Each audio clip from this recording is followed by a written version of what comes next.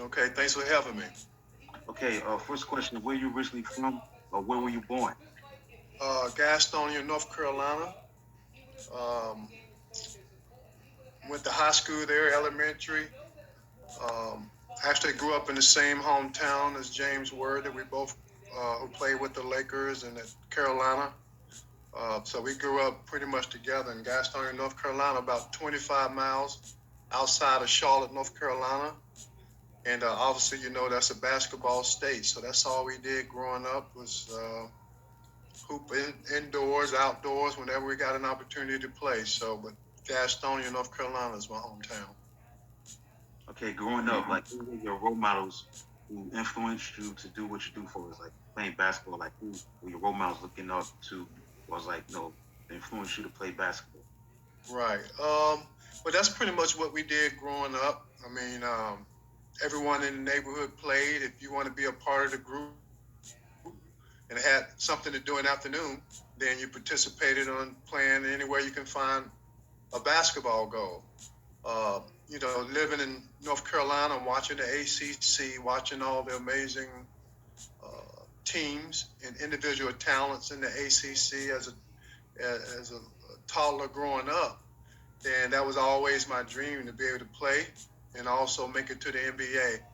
So I had a lot of role models. Obviously, my parents were the initial role models, and then throughout the community, I had so many people that mentored me in the community. We had a strong community support in the youth programs, and even did stuff like Boy Scouts of America and AAU, and being a part of all those positive programs.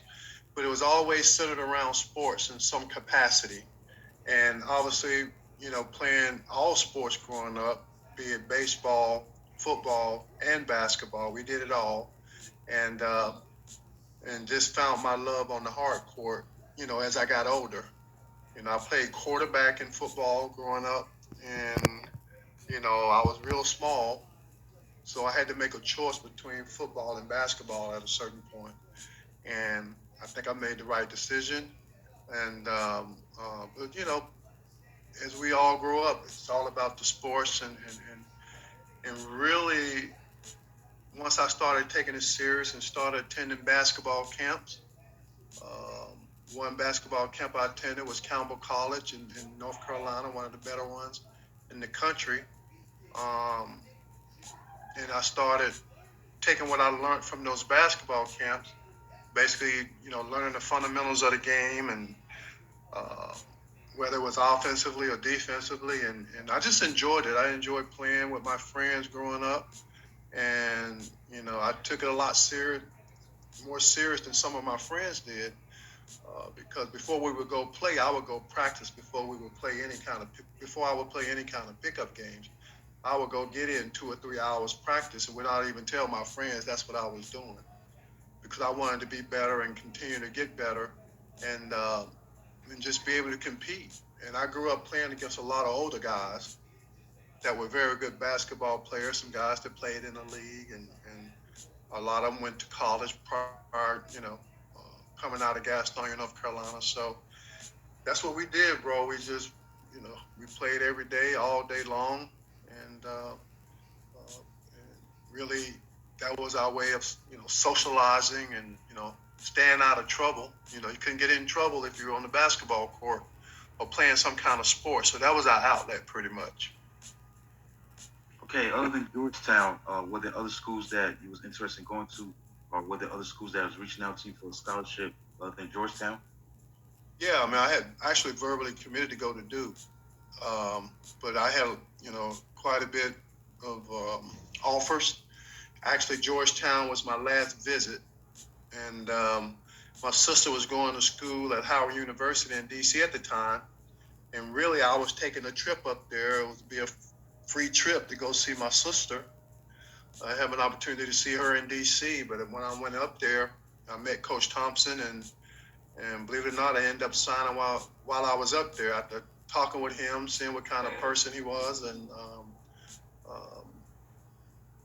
I ended up signing while I was up there, and how Coach Thompson got interested in me Big House Gaines, who was the head coach at Winston-Salem State, legendary coach at Winston-Salem State, told Coach Thompson about me after seeing me in a North Carolina All-Star game, which when I got MVP, Big House Gaines reached out to Coach Thompson and said, "Hey, this kid hadn't signed yet. You better get down," because he never saw me play in high school. He just came down on the word of Big House Gaines because they were trying to recruit me at Winston-Salem State. And once he realized I wasn't going to do that, he reached out to his good friend, Coach Thompson.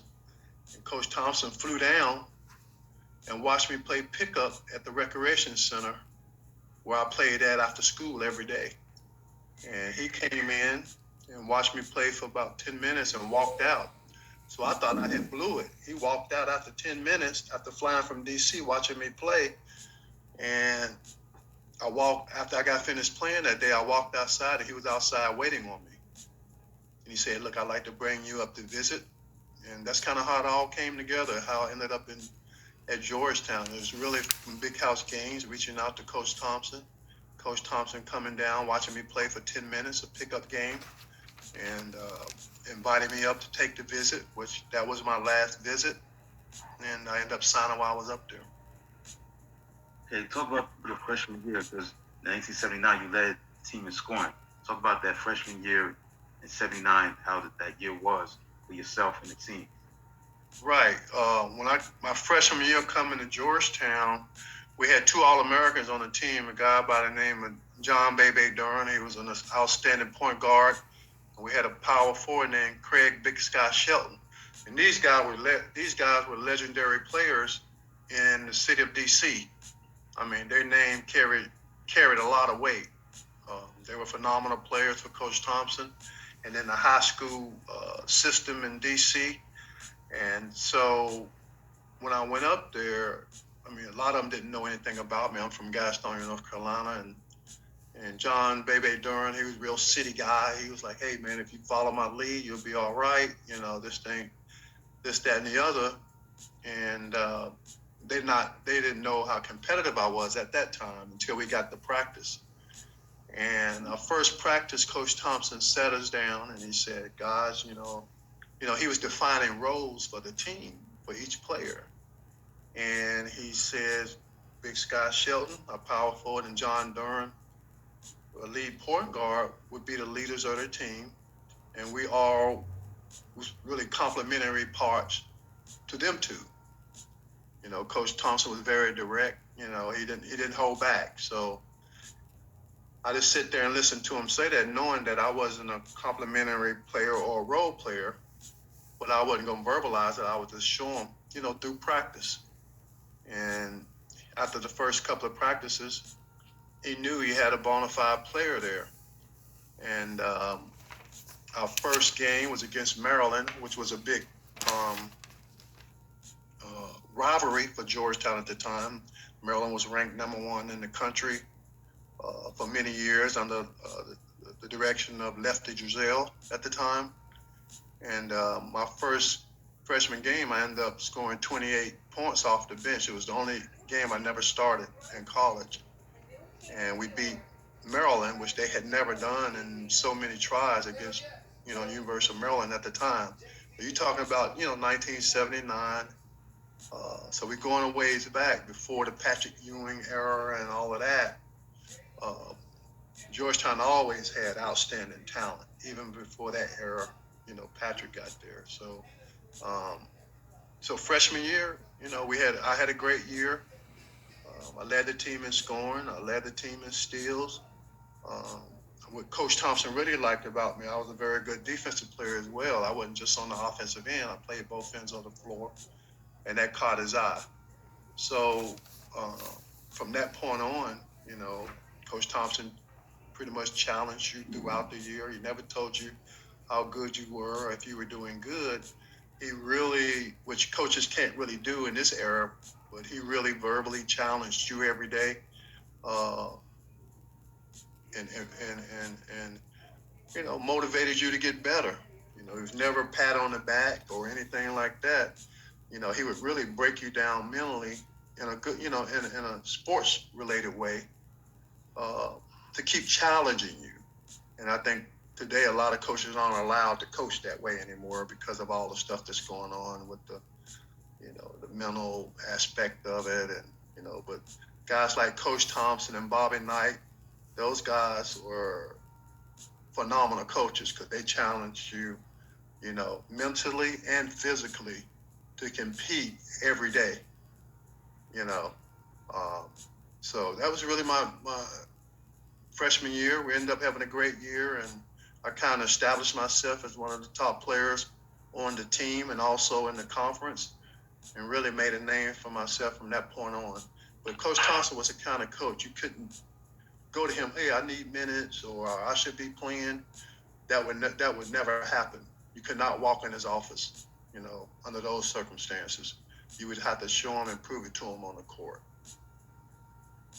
Okay, your sophomore year, you did the same thing. You led the team in scoring. Talk about your recollection of the 1980 season. Talk about that season, the sophomore season. Right. Obviously, we had a great team coming back my sophomore year.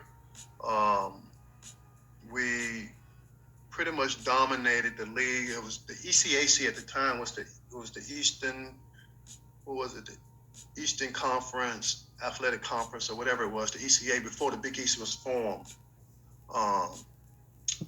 We ended up dominating that league. We ended up making, obviously the NCAA tournament.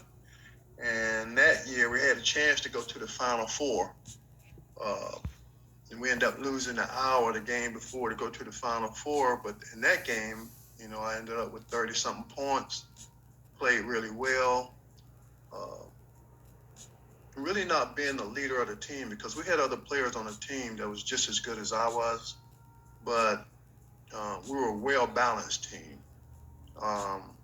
So 1980 was a great year. And, thinking back on it, it couldn't win any better other than us winning the national championship for my development on the court and off the court. What I tell people about Coach Thompson, his goals were not just to make you a great basketball player, but to prepare you for life. So he was challenging. He would challenge you on the court. And as I said before, off the court, when it came to, your academics and, how you would treat people. And, there were so many life lessons in playing under someone like him, even, aside from the basketball aspect of it. But 1980 was, we were a very good team as well. And it was really starting that tradition of Georgetown, getting national recognition at the time, because really at that point, Georgetown was more recognized regionally as opposed to nationally. And as we continued to get better, we started getting national televised games. And people, a lot of them thought they would see us on TV and see all these black guys out there. They thought I was a black school, because that was what was being shown on the TV. Who knew that was a Jesuit Catholic institution, Catholic institution, with 5% minorities attending there. But to this day, I get stopped all the time. Even more so than my NBA career is my association with Georgetown. And people fell in love with Georgetown, the tradition of Georgetown, the way we played, how aggressively we was, unapologetic, being pretty much complete African American team, and really started dominating the national airways. Okay, the third season, you're a junior. Was that the year you played Georgetown played IU? Oh, was that the year? Okay, yeah, I had it backwards. Yeah, that may have been the year that we lost the hour prior to going to the Final Four. I can't remember if it was the sophomore year or junior year. Okay. I'm thinking it was definitely my sophomore year we lost the hour. Okay. Yeah. Okay, so the junior year, did you go to the tournament, the NCAA tournament in '81? Or who did you play in that year? Who knocked us out that year? It may have been.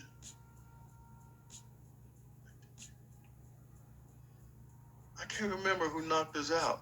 I'm old, man. I'm 62 years old. Okay, no problem. All right, your final year, your senior year, now here comes Patrick Ewing. The thing about that year is that talk about sacrifice, because correct me if I'm wrong, was Ed Spriggs starting center? Yes, Okay, yes. let's talk about the sacrifice he made because usually a guy in the senior year, would want to start, but he took a step back, made Ewan the starter. Talk about that situation, the sacrifice that Ed Spriggs made for Ewan to Oh come yeah. in and